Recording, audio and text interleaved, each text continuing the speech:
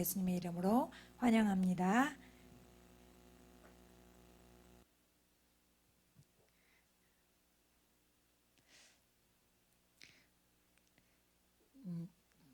같이 기도하고 말씀 듣겠습니다. 살아계신 하나님, 오늘 저희들 말씀 드리는 자리에 불러주셔서 감사해요. 이 시간 주님의 음성을 듣게 하시고 저희들의 영이 새로워지고 또 주님께로부터 오는 사랑과 능력을 받도록 인도해 주세요. 예수님의 이름으로 기도했습니다. 아멘.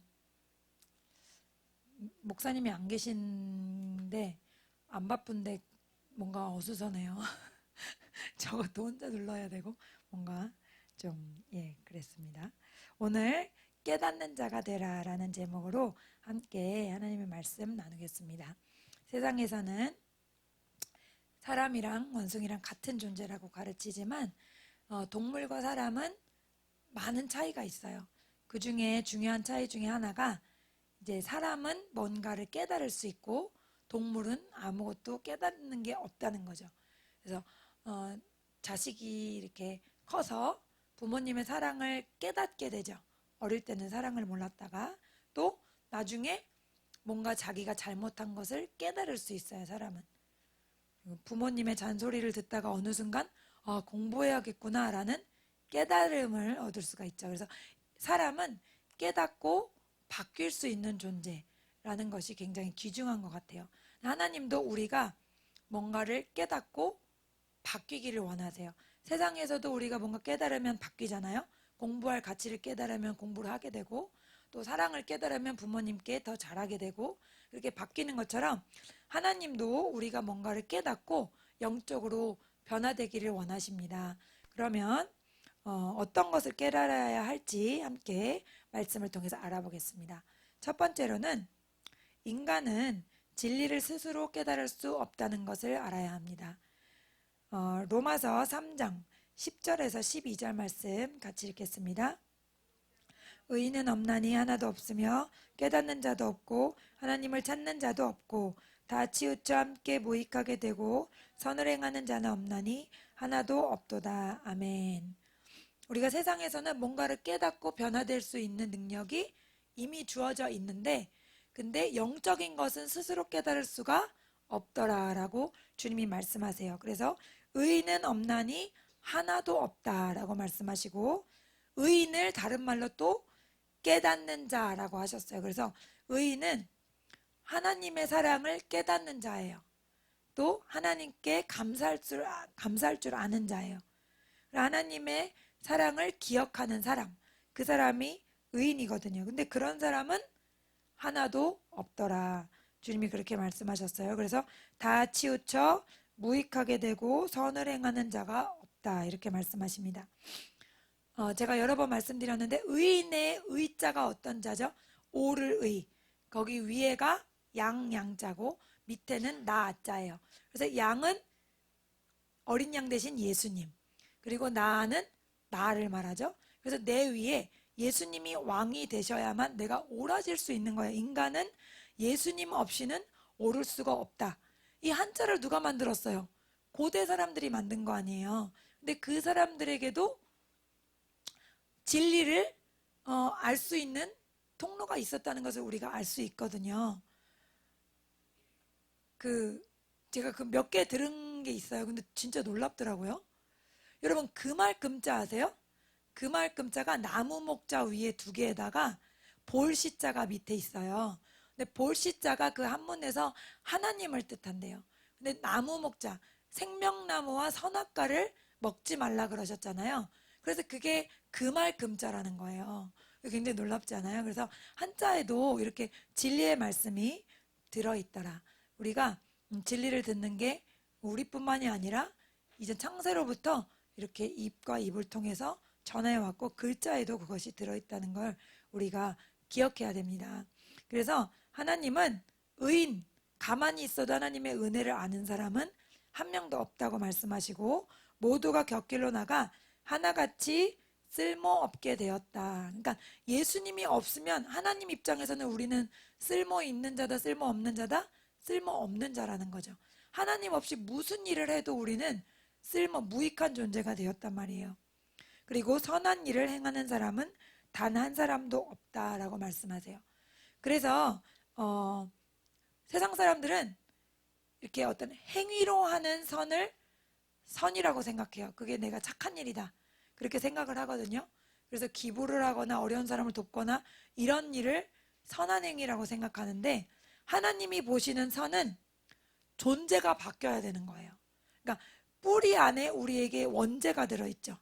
그러니까 원죄가 바뀌지 않은 채로 위에 여러 가지 우리가 죄의 열매들을 맺잖아요. 생각으로, 마음으로, 입으로, 행동으로 여러 가지 죄의 열매를 맺는데, 그 중에 그래도 내가 착한 일 한번 해볼까 하고 하나 의의 열매를 맺었다고 해서 그것이 우리의 본성을, 나무 전체를 바꿀 수가 없다. 하나님의 보시는 선한 행위는 뿌리가 바뀐 채로 되는 선행, 예수 그리스도가 내 안에 계셔서 나에게 시키지는 선행, 그것을 주님은 선한 행위라고 하십니다. 그래서 우리가 하나님을 믿지 않는 죄가 우리를 죄인으로 만든 가장 큰 죄라는 것, 우리가 깨달아야 됩니다. 요한복음 16장 9절 말씀 읽겠습니다. 죄에 대하여라 함은 그들이 나를 믿지 아니함이요. 예. 그래서 우리가 하나님 믿지 않는 죄가 가장 큰 죄다, 그것을 알고 있어야 되고, 또 우리가 그것을 더 깊이 깨달아야 됩니다. 우리가 하나님을 스스로 찾을 수 없는 존재고 스스로 하나님의 사랑을 깨달을 수 없는 존재라는 것. 전도할 때 이 얘기를 하면 가장 기분을 나빠하거든요. 우린 죄인이다, 당신도 죄인입니다, 그런 얘기할 때 제일 기분 나빠하는데, 여러분, 기분 나빠하는 것 자체가 우리가 죄인이라는 증거예요. 만약에 어떤 사람이 여기 있던 돈 누가 가져갔어요, 이렇게 물을 때, 만약에 우리가 다 안 가져갔잖아요. 그러면 우린 그냥 감정의 요동함이 없죠. 저 안 가져갔어요, 그리고 많은 거예요.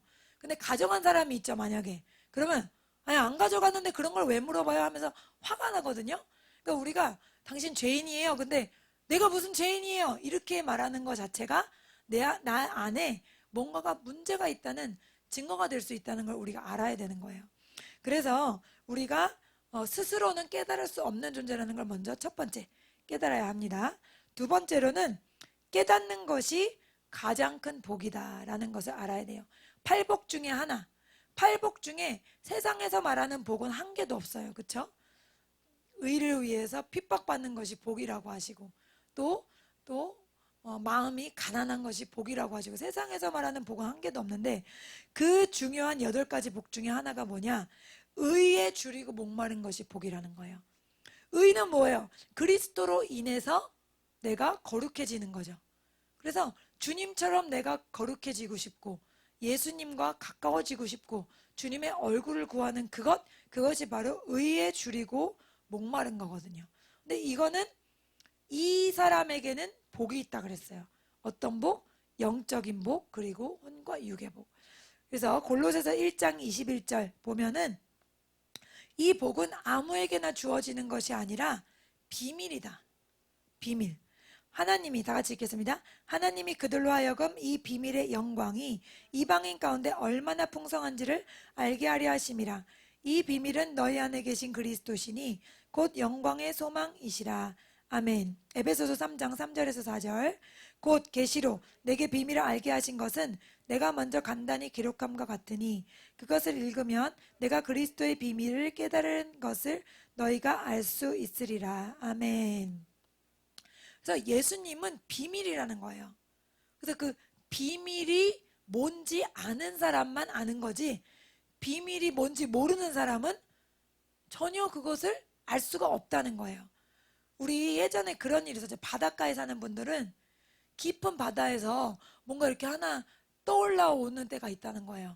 이렇게 뭐 밥그릇 같은 거, 뭐 요강 같은 거, 그런 거 떠올라왔는데 이게 뭐야? 그리고 뭐 애들이 막 장난감으로 놀다가, 근데 나중에 뭐가 좀 특이한 것 같아가지고 이렇게 감정을 받아보니까 그게 거의 국보급 어떤 보물, 막 이런 거인 경우가 가끔 있다 그러잖아요. 예수 그리스도께서 우리에게는 그렇게 되시는 거예요.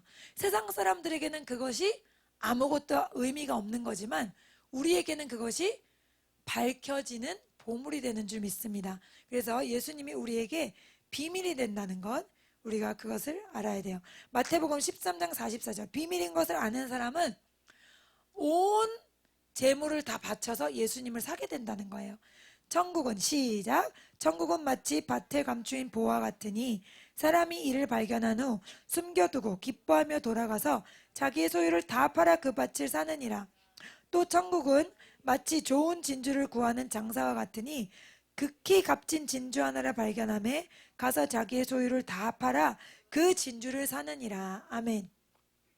그래서 여기에 진리가 나와 있는데 밭에 감추인, 이 감추었다는 게 앞에서 나눈 비밀과 같은 거예요.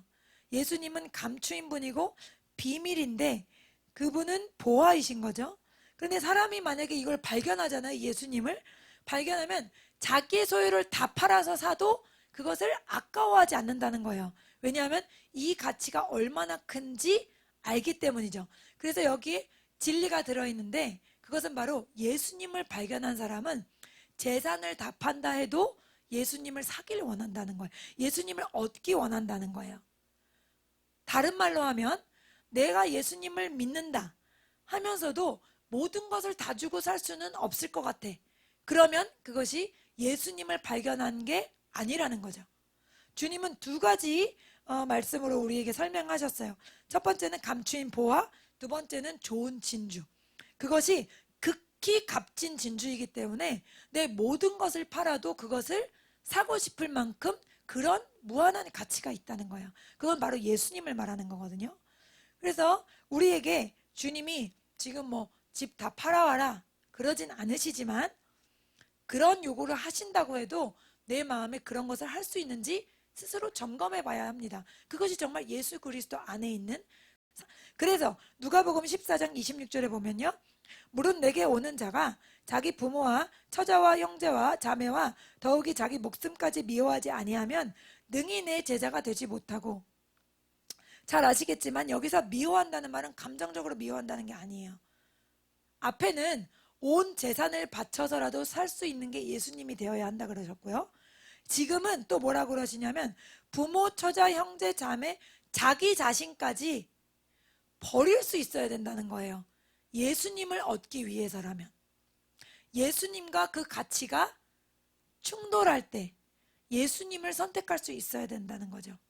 엄마가 교회 가지 말라고 할 때, 아빠가 교회 가지 말라고 할 때 내가 예수님을 지키기 위해서 나올 수 있어야 된다는 거예요. 그게 바로 부모와 처자와 형제와 자매를 또 내 목숨까지 나 자신보다도 누구를 사랑해야? 예수님을 사랑해야 그게 예수님을 믿는 사람이라는 거예요.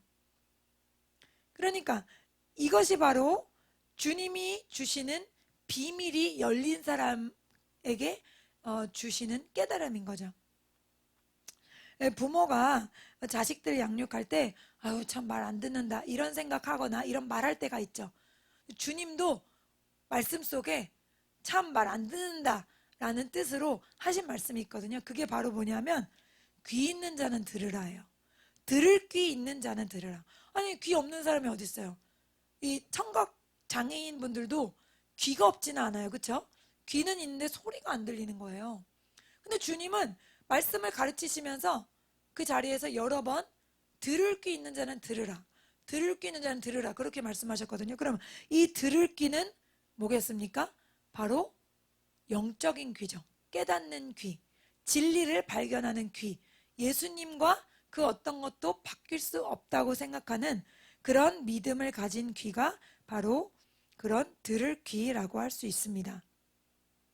그래서 세상 사람들은 돈이나 명예나 소유나 어떤 성취 그런 것들을 복으로 여기지만 주님은 그런 것들을 복이라고 하지 않으시고 의를 사모하는 것, 또 예수님을 내 목숨보다 귀히 여기는 것, 이것을 깨달은 자다, 귀 있는 자다라고 여기셨어요.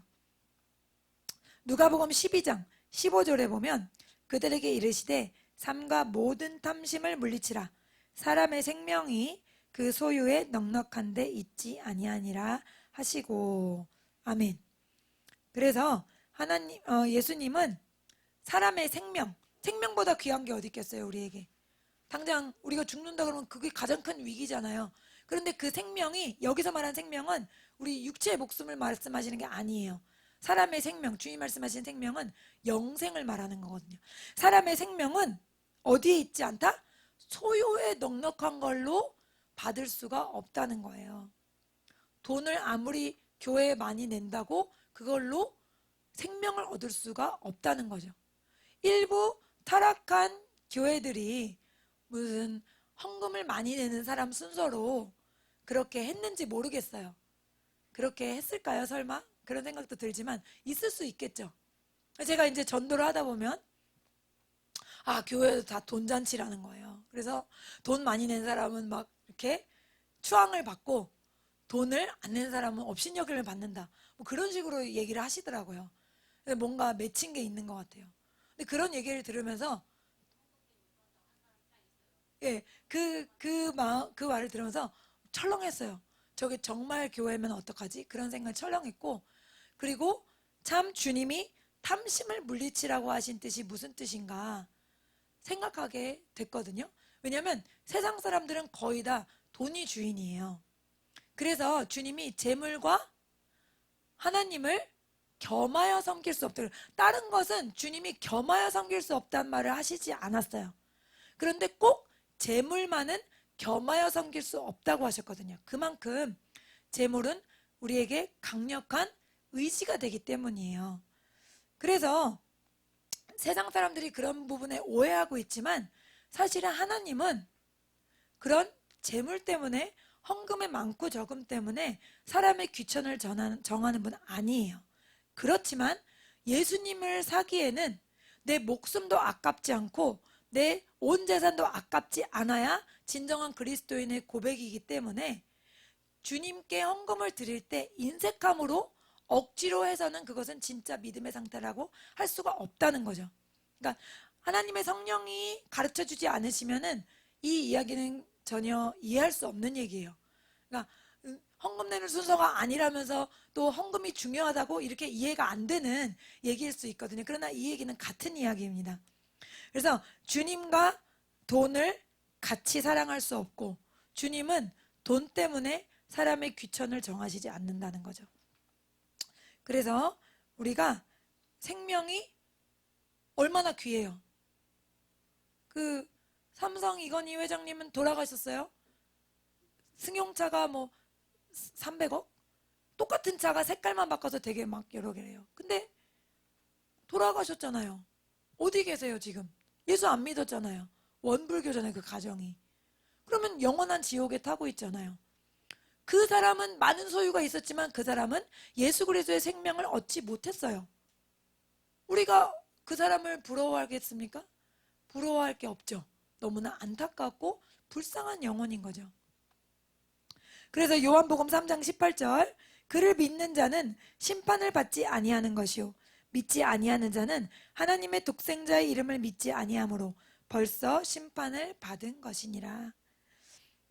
그래서 주님은 예수님과의 관계가 끊긴 사람, 이 세상에서 하나님과 관계가 끊긴 채로 사는 사람은 벌써 심판을 받았다라고 말씀하시는 거예요. 우리가 엄마와 아기가 탯줄로 연결되죠. 그래서 우리가 예수님과 탯줄로 연결돼요. 영적인 탯줄로. 그 사람은 영의 사람이 되어서 탯줄을 통해서 말씀을 받고 또 말씀을 먹고 또 양식을 얻습니다. 그렇죠? 살아있는 거예요. 그런데 그 탯줄이 끊긴 사람은 어떻습니까? 살아있는 사람이 아니죠. 그러니까 육체만 살아있는 사람은 하나님 보시기엔 살아있는 사람이 아닌 거예요. 유정란과 무정란의 차이를 아시잖아요. 겉으로는 다 어때요? 똑같죠. 근데 무정란은 깨병 그냥 계란이잖아요. 유정란은 거기서 알이 생명이 나오잖아요. 그러니까 우리가 믿지 않는 사람과 우리 간에 외모적으로는 차이는 없지만 주님은 우리 내면을 보시고 우리 영적인 상태를 보시기 때문에 벌써 주님 눈에는 쫙 보면은 딱 보인다는 거죠. 어떤 상태인가? 이 사람 산 사람이구나. 이 사람 죽은 사람이구나. 그게 다 주님 눈에는 보이신다는 거죠. 그래서 이 진리를 깨달은 것이 얼마나 귀한가. 여러분, 돈으로 살 수 없고 명예로 살 수 없습니다. 높은 교육 수준이 있다 해도 살 수가 없어요. 아무리 들어도 믿어지지 않는다면, 믿으려고 하지 않는다면 주님도 더 이상 어떻게 하실 수 없는 거예요.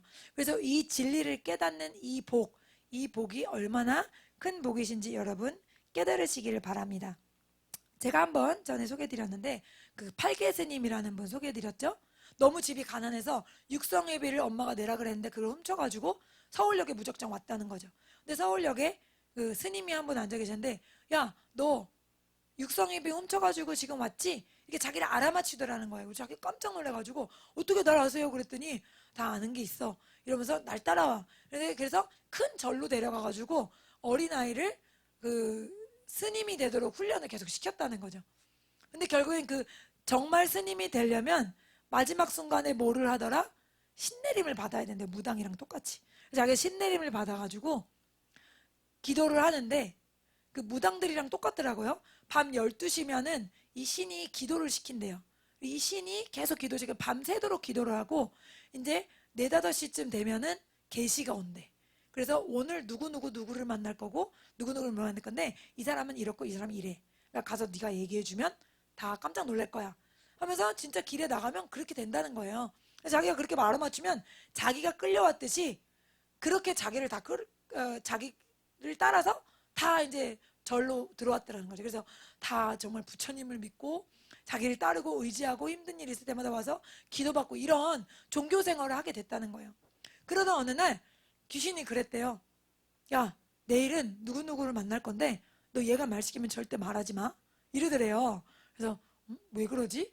그런데 이제 아침이 돼서 나갔는데 만났는데 걔가 어릴 때 친구인 거예요. 동네 친구. 근데 걔가 목사님 아들이고 굉장히 신실한 예수님의 사람인 거예요. 근데 얘를 딱 보더니 어릴 때 친구가 중이 됐잖아요. 그러니까 너무 마음이 슬픈 거예요. 이 사람 예수님 믿는 사람이니까 네가 어쩌다가 중이 됐어. 이러면서 절로 따라와가지고는 귀찮고 싫다는데도 1년 넘게를요 매일 절로 찾아왔대요. 친구 정말 하나님은 살아계셔. 너 이렇게 살면 안 돼. 이러면서 매일매일 찾아오다가 어느 날 성경책을 주고 갔는데 당연히 안 읽죠. 근데 너무 맨날 찾아오니까 무슨 얘기 써있나 한번 읽어나 볼까 하고 읽었는데 자기가 깜짝 놀라게 된 한 부분이 있는데 그게 바로 예수님이 죽으시는데 죽는 거 앞에서 부들부들 떠는 모습이 없더라는 거예요. 왜냐면 자기가 좀 수준 높은 중이래요. 그래가지고 잘 맞추기 때문에 레벨이 높은데 레벨이 높으면 굉장히 중요한 사건 때 사람들이 자기를 부른대. 근데 어떤 그 당시에는 사형제도가 있어가지고 사형당하는 사람들이 자기를 불러서 그 죽음의 공포에서 자기를 건져달라는 그런 기도를 맡긴대요. 그래서 찾아가가지고 두렵지 않게 막 그런 기도를 해준다는 거예요.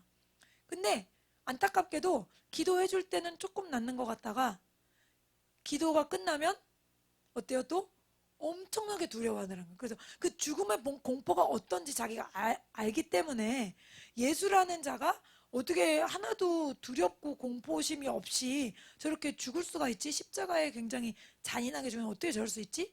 이런 생각을 하게 되면서 성경을 더 깊게 읽게 되고 그때 이제 예수 그리스도를 영접하게 됐다는 거예요. 우리가 이 말씀을 통해서 어떤 것을 알 수 있습니까? 그러니까 세상 모든 것이 좋아도 예수 그리스도의 생명을 알지 못하고 그분이 돈도 되게 많이 벌었다는 거예요. 유명세도 탔다는 거예요. 자기가 잘 맞추는 스님이기 때문에. 근데 그럼에도 불구하고 예수님을 믿고는 그 모든 것을 다 버리고 나왔다는 거죠. 그래서 몇 년간을 엄청나게 악신한테 괴롭힘을 당했대요. 그러니까 한 15년인가 20년을 그런 자리에 있었다 보니까 이게 쉽게 악한 영이 놔주질 않는 거죠. 그래서 교회 들어가는데 자기를 어떻게 쳤는지 쳐가지고 뒤로 완전 대자로 넘어져가지고 뇌진탕이 걸려서 2년간 의식이 없었대요.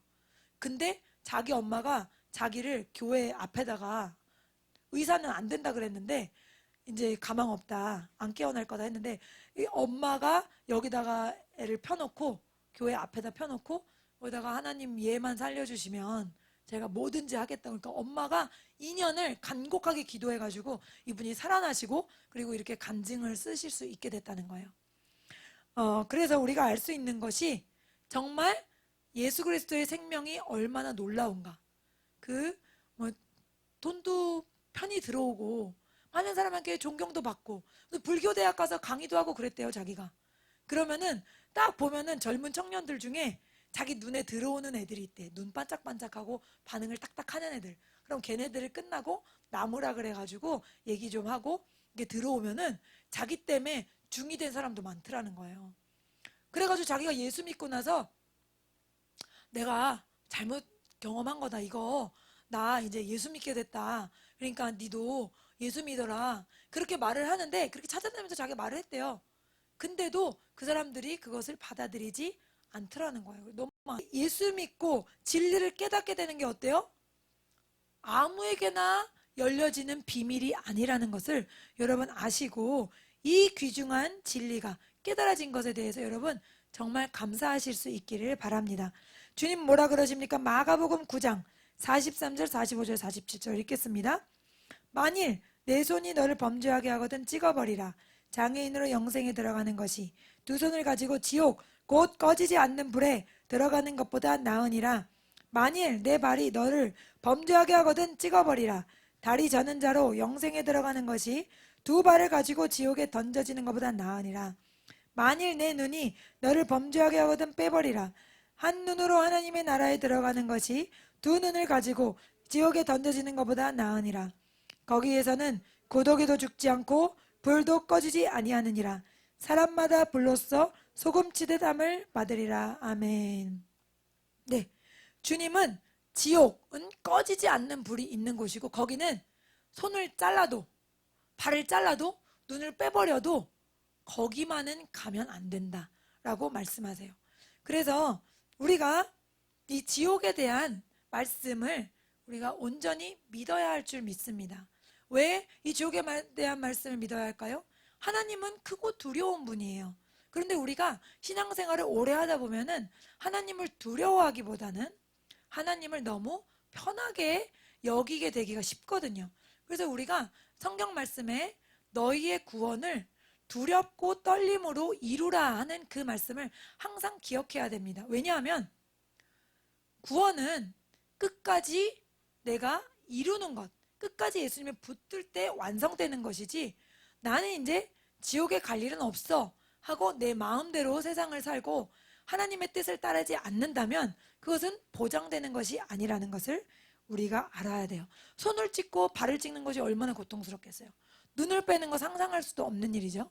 그런데 그것보다도 더 고통스러운 것이 지옥이다 라고 주님 말씀하신다는 것을 우리가 항상 기억해야 할 줄로 믿습니다. 하나님은 크고 두려운 분이고 공의롭게 이 세상을 심판할 분이라는 것을 우리가 알아야 돼요. 제가 잠시 인도네시아인 목사님 필립 만토마라는 목사님이신데 조직 깡패이셨다가 예수님 믿고 회심하신 분이에요. 그분이 이제 천국과 지옥을 경험하고 오셨는데 잠깐 몇 분만 한번 보도록 하겠습니다. 카메라 좀 돌려주세요.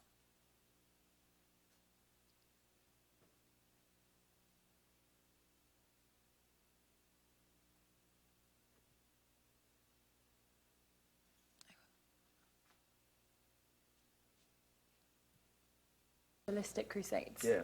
And one of them is based around a vision that you had, which was, I believe, in January the 1st, 2000. Oh, yeah. So right at the turn of the century, and it's called A Trip to Hell. Right. So it's quite an intense vision. Can you walk us through it? What Oh, yeah. happened and what did you see? To be exact, 1st January of 2000, I was on my bed after an old and new party at the church. My spirit was taken to hell. I could see my body lying on the bed, and Jesus was behind me, and I couldn't turn my neck. I couldn't look behind me. All the way through the experience, I would look straight ahead. But I recognized the voice because I had fellowship with him. I had known him for some time, and I knew it was my shepherd. He said to me, I'm going to show you a place. And it was conscious. It's like right now, I'm conscious. This is not a dream, not a vision. This is reality, so it was real for me. It was not a vision, nor a dream. And then he took me to a place. I had to walk quite a distance. And I had to go through a place that was very dry. I don't think I couldn't even feel the air there. There was no such thing as the air. And it was very gruesome. It was very lonely. But Jesus was with me. That was my only consolation. And I finally could reach a gate. You know, you have to get used to me saying something like a gate, something like everything I've seen there, there's nothing like it here on earth. So at best, I would be able to say it's like something that we know here. So I saw something that was like a gate. It was really wide. I couldn't see the ends. But there was a ladder above the gate. It was humongous. It was huge. It was so tall. But by the power of the Holy Spirit in me, I could see the ladder on top of it. Above the gate, there was this ladder floating in the air. It was a supernatural, they were supernatural letters and words. And the Holy Spirit interpreted that for me. He said, that means the valley of torture. I knew immediately I was before the gate of the kingdom of death, as written in the book of Revelation. It was not the final hell that I saw, which is supposed to be the lake of fire. But as I opened the door actually opened by itself. Darkness could actually move. I'd never seen something like that, like right now in the natural realm, in this life. When you enter a dark room and then you switch on the light, darkness just vanishes, right? And light everywhere. You would never see some few darknesses left over, hanging in the air, not moving. But the darkness there, it moved. And it hit my body, my chest, and I felt so lost. But then I reminded myself, I wasn't here for my own sin. My sin had been washed away. I was here for many people's sins. And I got so scared, and Jesus touched me again, saying to me, don't be. I am with you. You have to see what I want you to see. And the smell of it, the smell of burning flesh, it was gross. It was awful. And it was so dark, pitch dark, but there was light from behind me because the light of the world was walking with me. And I also could see my own light. Light actually shone from me, from my body. So I knew that I was a son of, you have to know that in eternity we will shine like the stars. We have light in us. So I could see the demons and what was going on near me, but they could not see us, as if our presence was concealed by Jesus. And I could see to some meters away very clearly what happened. And he showed me all these tortures. And I saw demon spirits, countless of them. Now I know that there are more demons in this life, in the universe, than there are humans. I have no idea how many there are exactly, but there's so many demon spirits torturing those lost souls. They were in the body. Who says they were like floating spirits? They were in the body, but they were in a cursed body. They got tortured, and Jesus told me very clearly that everything you feel here is real. When you feel if you could feel pain here in life, you could feel it even more there. But everything is supernatural. Nobody can die. When after they are tortured, things will return again to the previous condition. If a head is cut off, the head will return to where it belongs, on the neck. It will get repeated again and again. This was no hallucination. It was as real as it could be. It was more real than this life. Anything salty is saltier there. Anything sweet is sweeter there. Anything bitter is more bitter there. Remember when those demon spirits, they came and met Jesus at Gerasa, when this demon-possessed man with legion, he came approaching Jesus saying to him, what are you doing here? What have you got to do with me, Son of God? My time has not yet come. Have you come here to throw me into the bottomless pit, into the lake of fire? My time hasn't come. Satan could only be bound, and his demon spirits could be bound by the church, by believers, by Jesus' strong men, by those whose faith is solid in him. But they could never, demons are still free roaming on this earth. right? We could see their works everywhere. Just turn on the TV, you see his works everywhere. But I bet this is the place where they return to from time to time. This is the place where they could get their hands on those lost souls whom they served once in their lives, and whom these people serve the demon spirits as well, doing their biddings in this life. So I saw all this torturing happening, and Jesus said to me, their time has not yet come. Someday, after the great white judgment, throne judgment, all this will be thrown into the lake of fire, including all the demon spirits and Lucifer himself. 네, 여기까지 보겠습니다.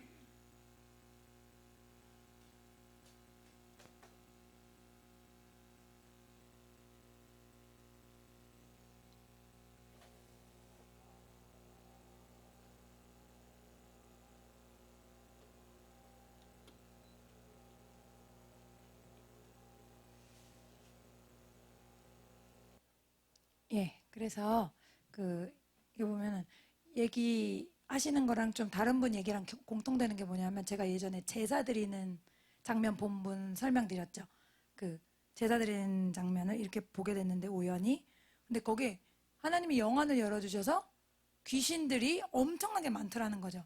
그 제사상 위에 할아버지 할머니 얼굴로 된 사람은 찾을 수가 없고, 귀신들만 엄청나게 수십 마리가 있는데, 그들이 그 제사 드리는 사람 속을 뚫고 지나갔다가 들어왔다 지나갔다 들어왔다 막 그러더라는 거예요. 근데 목사님이 지옥에서 보신 장면이 그런 장면이다 라고 설명하신 것 같아요. 그리고 자기가 섬기던 귀신들이 거기 가서 계속 자기를 괴롭힌다, 그런 말씀하셨죠. 제가 다른 분들 간증에서도 들었거든요. 이게 뭐냐면, 예를 들어 돈을 사랑하다가 죽었어. 그러면 목이 부러질 정도로 위에 돈이 쌓여 있대요. 그래서 목이 아픈 그 고통을 계속 당해야 되고, 술 마시다가 죽었어, 술 때문에. 그러면 술병 깨진 게 계속 이렇게 박혀 있다는 거예요, 몸에. 그래가지고 뭐 그런 식으로 비슷한 얘기 같아요. 그런 세상에서 섬기던 신들이 거기 가서도 계속 사람을 괴롭히게 된다는 얘기가. 어쨌든 하나님이 얼마나 답답하시면 이런 사람들을 통해서 보고 듣고 오게 하시겠어요. 사실은 성경에 지옥에 대한 얘기가 분명히 있는데도 대부분의 사람들은 관심이 없습니다. 그리고 제일 인기 없는 설교 중에 하나가 지옥 설교예요. 지옥 설교 1번, 2번 회개하라는 설교. 그런데 이 말씀을 통해서 우리의 영이 새로워지는 줄 믿습니다. 우리의 영이 각성하게 되고 깨어있게 되는 줄 믿습니다.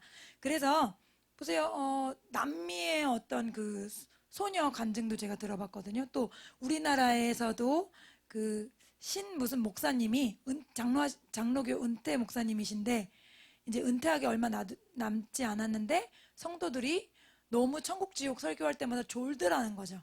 그래가지고, 하나님, 제가 너무 리얼하지 않게 설교하는 것 같습니다. 한번 보고 오게 해주세요. 이렇게 기도했는데 정말 보고 왔더라는 거예요. 그래서 책을 내신 분도 있고, 또 미국에도 뭐 여러분이 계시고.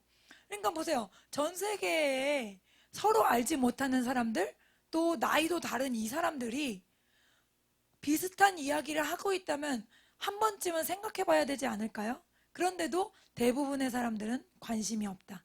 이 무서운 지옥의 심판에서 우리를 건져주시려고 예수님이 죽으신 거잖아요. 여기가 얼마나 끔찍하면. 그 사랑을 우리가 더욱 깊이 깨닫고 우리의 믿음을 끝까지 지킬 수 있어야 되겠습니다. 그리고 마지막으로 가장 큰 복이 깨닫는 것인데, 가장 큰 저주는 깨닫지 못하는 것입니다. 고린도전서 1장 18절, 십자가의 도가 멸망하는 자들에게는 미련한 것이요 구원을 받는 우리에게는 하나님의 능력이라. 아멘. 십자가의 도가 멸망하는 자들에게는, 심판받은 자들에게는 바보 같은 일이라는 거예요. 예수님 믿는 게 바보 같은 일이라는 거죠. 새벽에 일어나서 새벽 기도하고, 수요일날 또 수요 기도해, 금요일날 금요 기도해, 주일은 주일 예배, 오후 예배, 예배로 시간을 다 쓰는 모습이 사람들 보기에는 어때요? 왜 저렇게 살아? 그것뿐만이 아니죠. 그 전에 가서 또 그 후에 가서 뭐 봉사도 하고, 또 물질로 헌신하고, 이웃을 섬기고, 거의 안 믿는 사람 입장에서 볼 때는 우리는 거의 정신 나간 사람이죠. 근데 이게 뭐예요? 바로 멸망하는 자들이기 때문에 그렇게 느낀다는 거예요. 고린도전서 1장 23절 24절에도 비슷한 말씀 나와 있습니다. 우리는 십자가에 못 박힌 그리스도를 전하니 유대인에게는 거리끼는 것이요 이방인에게는 미련한 것이로되 오직 부르심을 받은 자들에게는 유대인이나 헬라인이나 그리스도는 하나님의 능력이요 하나님의 지혜니라. 아멘. 유대인에게는 거리끼는 것이라는 거예요. 왜냐하면 로마에서 제일 잔인한 벌이 십자가형이었는데 십자가에 죽은 인간이 구세주라고? 어떻게 그럴 수가 있어? 이러는 거죠. 거리껴지는 거죠. 이방인 외국인들에게도 바보 같은 일인 거죠. 그러나 부르심을 받은 우리 모두에게는 그리스도가 하나님의 구원에 이르게 하는 하나님의 능력이 된다는 거예요. 하나님의 지혜의 말씀이 된다는 것입니다. 악한 자의 특징이 다니엘서에 보면 깨닫지 못하는 자다라고 나와 있어요. 다니엘 12장 10절. 많은 사람이 연단을 받아 스스로 정결하게 하며 희귀할 것이나 악한 사람은 악을 행하리니 악한 자는 아무것도 깨닫지 못하되 오직 지혜 있는 자는 깨달으리라. 아멘. 의인들은 선한 사람들, 하나님의 사람들은 연단을 받으면 계속 어떻게 돼요? 계속 깨달아서 옷이 점점 더 희어진다는 거죠. 요한계시록에 보면 성도들의 옷이 빛난다고 써 있잖아요. 그런데 악한 자는 어때요? 아무것도 깨달을 수가 없어. 그거는 그의 소유와도 상관없고 명예와도 상관없는 거예요. 어떤 출신인가도 상관이 없어. 너무 안타깝게도 아무것도 깨닫지 못하더라. 그것이 가장 큰 재앙입니다. 그래서 여러분 세상 일에서 만약에 깨닫지 못했다고 해보세요. 공부하라는 엄마 말을 듣고 공부를 못했어. 깨닫지 못했어. 그러면 못 사나요, 그 사람이? 못 살진 않아요. 그래도 다른 재능이 또 있을 수 있고 또 다른 좋은 길로 풀려서 세상 말로 그래서 잘 먹고 잘 살 수도 있어요. 또 엄마 아빠 사랑을 깨닫지 못했다고 하더라도 좀 외롭고 슬플 때가 다른 사람보다 많겠지만 그래도 그 사람이 못 사는 건 아니에요. 그렇잖아요?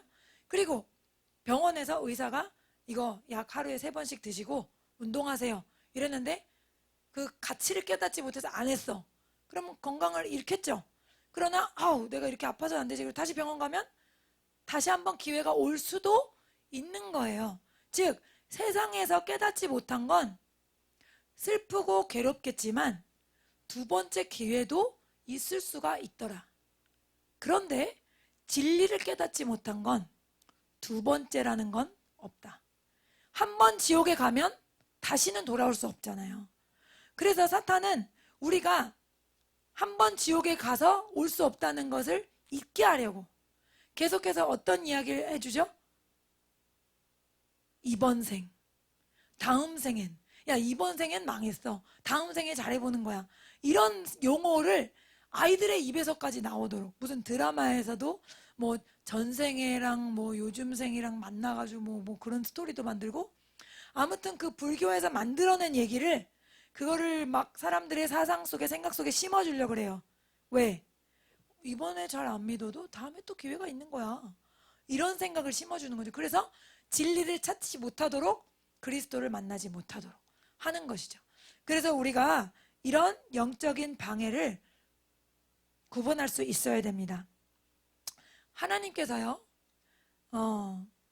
이런 말씀하셨는데 처음에는 제가 어떻게 하나님이 이런 말씀하실 수 있지? 한 그런 말씀이 있어요. 이사야 6장 9절에서 10절 여호와께서 이르시되 가서 이 백성에게 이르기를 너희가 듣기는 들어도 깨닫지 못할 것이요 보기는 보아도 알지 못하리라 하여 이 백성의 마음을 둔하게 하며 그들의 귀가 막히고 그들의 눈이 감기게 하라. 염려하건대 그들이 눈으로 보고 귀로 듣고 마음으로 깨닫고 다시 돌아와 고침을 받을까 하노라 하시기로. 아멘. 네, 이 말씀은 이사야를 통해서 유다 백성에게 주신 심판의 말씀이거든요. 근데 뭐 니네 뭐 자손이 망한다, 태의 열매가 없을 것이다, 뭐 뿌려도 아무것도 거두지 못할 것이다, 그런 신명기 28장의 저주는 저주도 아니에요. 왜냐면 그 저주는 받았다가도 뭐 할 수 있어요? 다시 하나님께 돌아오면 회복시켜 주시거든요. 그런데 이 저주는요, 이 저주는 영원한 멸망으로 갈 수 있는 저주예요. 그런데 어떻게 하나님이 사랑이시라면서 이런 말씀하실 수 있지?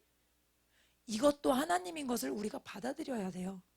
네, 뭐든지 용서해주고 허허거리고 그게 하나님이 아니라는 것입니다. 여러분, 저도 아이들을 가르치지만 여러분 애들한테 좋게만 해주면 어떻게 됩니까? 애들이 제 말 안 들어요. 오히려 인상 쓰고 엄한 목소리 내고 냉정한 표정을 지어야 애들이 숙제도 해오고 제 말에 순종하거든요. 하나님은 허허거리고 그냥 우리가 함부로 해도 되는 그런 분이 아니에요. 하나님이 한번 깨닫지 못하는 마음을 우리에게 주시거나 듣지 못하는 귀를 주셨다. 그것만큼 큰 재앙이 없는 거예요. 그러나 하나님이 이것을 어떤 사람에게 그냥 바로 주시는 건 아니에요. 유다가 수없이 말을 듣지 않고 수많은 선지자들을 핍박하고 죽이고 그렇게 멸시했을 때 하나님의 마지막 심판은 이거일 수 있다라는 것을 우리가 깨달아야 한다는 거죠. 요한계시록 14장 11절, 지옥이 영원한 고통을 받는 곳이라고 말씀하십니다. 그 고난의 연기가 세세토록 올라가리로다. 짐승과 그의 우상에게 경배하고 그의 이름표를 받는 자는 누구든지 밤낮 쉼을 얻지 못하리라 하더라. 요한계시록 20장 10절, 또 그들을 미혹하는 마귀가 불과 유황 못에 던져지니 거기는 그 짐승과 거짓 선지자도 있어 세세토록 밤낮 괴로움을 받으리라. 아멘. 네, 그래서 두 말씀의 공통점이 뭐죠? 쉼 없고 영원하다는 거예요. 우리가 이 하나님께서 기록해 놓으신 진리의 말씀을 깊이 깨달아야 됩니다. 그래서 하나님 말씀 앞에 저와 여러분이 두려워 떨어야 합니다. 하나님 섬기는 것은 교회 나와서 종교 예식을 하고 그 다음에 내 소원을 들어주고, 이거는 다른 종교에도 다 있어요. 이게 아니에요.